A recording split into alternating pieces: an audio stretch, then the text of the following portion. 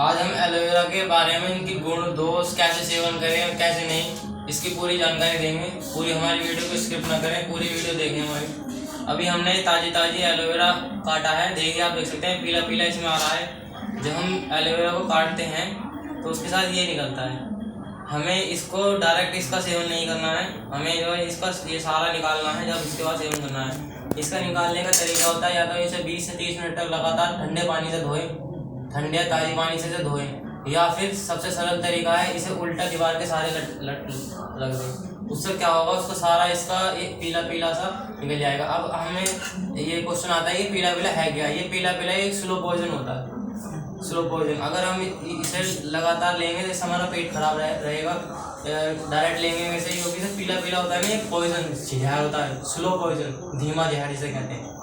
तो हम इसके लिए इसे सबसे पहले थोड़े से 1-1.5 घंटे के लिए इसे हम रख देंगे और इसका सारा जहर निकल जाएगा, और फिर हम इसका सेवन करेंगे। और जैसा कि हम देखते हैं एलोवेरा को साइड से कटीला होता है एलोवेरा, और इसके गूदा होता है इसके अंदर, और ये बहुत ही कम पानी में पनप जाता है, और इससे ज़्यादा पानी की आवश्यकता नहीं होती। अब हम आते हैं इसे खाना कहते हैं। जब इसका जहर निकल जाएगा उसके बाद इसको साइड से काटना है। ये साइड है इसके काटने, ये साइड से इसे काटना है इस तरीके से। हम इसे इस तरीके से काट देंगे, ये देखिए इस तरीके से काटने के बाद इसे बीच में से हमें सिर्फ इसका गूदा ही इस्तेमाल करना है। इसके पत्ते भी बहुत फायदेमंद हैं।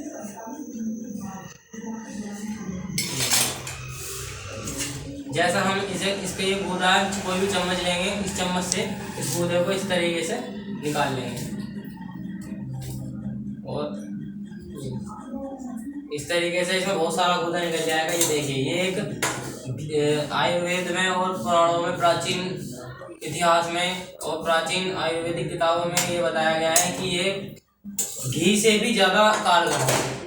इसे घृत कुमारी, ग्वार बाटा और घी के समान इसे उपाधि दी गई।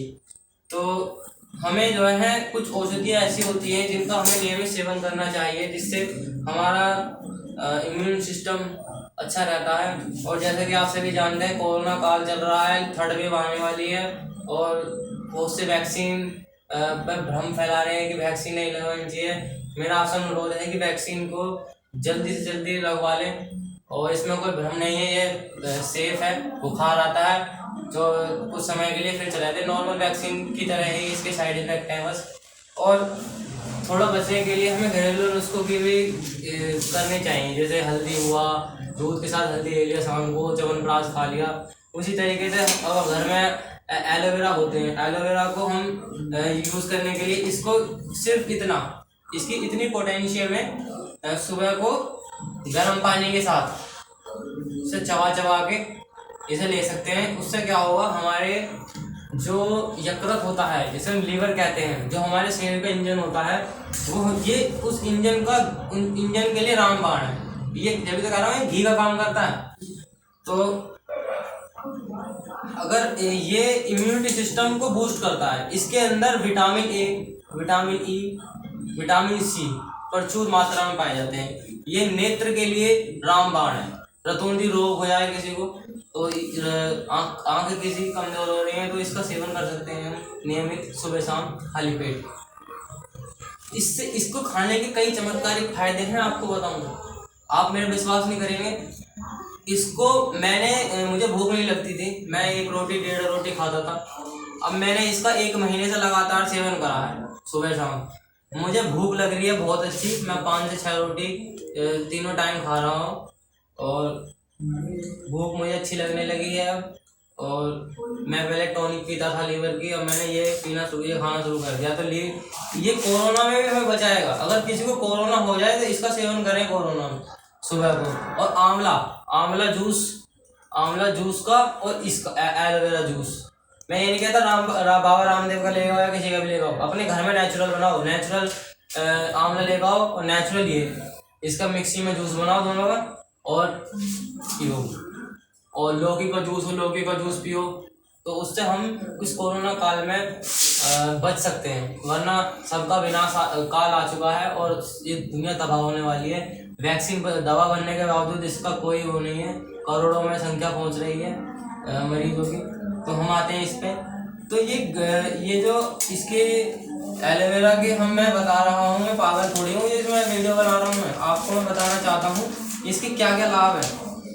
मुंह के छालों में हम मुंह के छालों में इस एलोवेरा का यूज कर सकते हैं। सिर में दर्द होने पर एलोवेरा का इस्तेमाल किया जा सकता है। चेहरे पर, स्किन पर कोई भी काला निशान हो या कोई मस्सा हो, कुछ हो, उसके लिए एलोवेरा का जेल लगा सकते हैं। ये वाला जेल, ये वाला पंखड़ी ऐसे ऐसे लगा सकते हैं गाल पर। और नेत्र रोगों में बता रहा हूँ, आंखों की दृष्टि के लिए बहुत ही अच्छा है ये। कान में इन्फेक्शन हो जाता है, दर्द होता है कान में, तो कान में हम इसको गर्म करके कान में हल्का सा गुनगुना करके 2-2 बूंद डालने से कान का दर्द ठीक हो जाता है। और खांसी जुकाम बुखार में इसका इस्तेमाल करना चाहिए।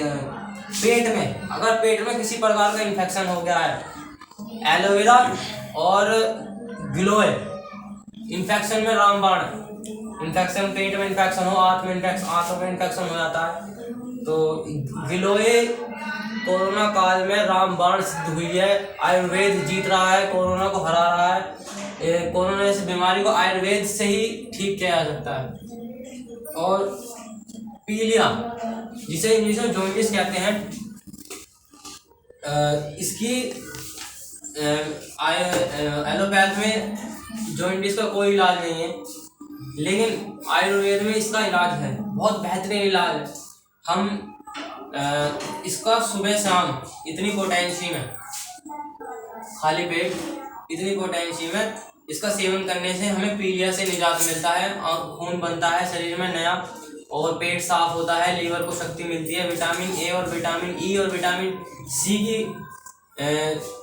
प्रचुरता के कारण ये बहुत ही लीवर के लिए बहुत बेहतरीन होता है। ये अमृत है, ये अमृत है। गिलोय हुआ, नीम हुआ, अदरक हुआ, ये सब अमृत है हमारे लिए इस टाइम, क्योंकि कोरोना का समय चल रहा है। अमृत मान लो इसे। नाक में डालने से इसको गर्म करके इसका ऑयल सा बना सकते हैं हम घर में, और इसके 2-2 बूंद नाक में डालने से हमें कभी हमारी नाक जाम नहीं होगी और जुकाम वगैरह में काफ़ी रिलीफ मिल जाएगा। और इसको हम घी कुवार, ग्वार पाठा, घी गवार, घृत कुमारी कुवार और कड़वी कुवार और काफ़ी बहुत सारे नामों से हम इसे जानते हैं। गठिया के इलाज में इसका बहुत बड़ा योगदान है। और कमर दर्द होने पर, अगर किसी के कमर में हमेशा दर्द रहता है, जैसे 30 साल के बाद अधिकतर कमर में शिकायत होनी शुरू हो जाती है, पैरों में, तो उसमें हम क्या करें, इसके थोड़ा सा आटे में इसका जेल मिलाकर और उसके लड्डू बना सकते हैं। उसमें आप कुछ भी मेवे मिष्ठान गिर सकते हो, और इसके लड्डू 1 से 2 लड्डू पर डे खाने से हमारा कमर के रीढ़ के हड्डी में दर्द होता है वो खत्म हो सकता है बिल्कुल। घाव, चोट और इत्यादि कुछ छिल जाए या हो जाए, ये एंटीबायोटिक, एंटी एजेंट की तरह काम करता है। और चर्म रोग में स्किन की काफ़ी हद 98% स्किन की प्रॉब्लम के लिए ये कारगर है। बुखार उतारने में भी इसका ये 68% ये बुखार उतारने में कारगर है।